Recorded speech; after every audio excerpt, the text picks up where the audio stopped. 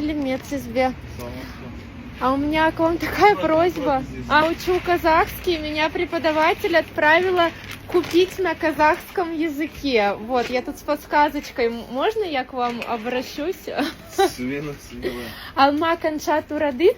Алма қанша тұрады? Ага. Алма 800 теңге тұрады. Маған бир кели алма керек.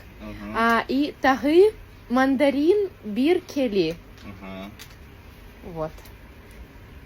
Вам перевести обратно? Нет, мне продать по килограмму. Все.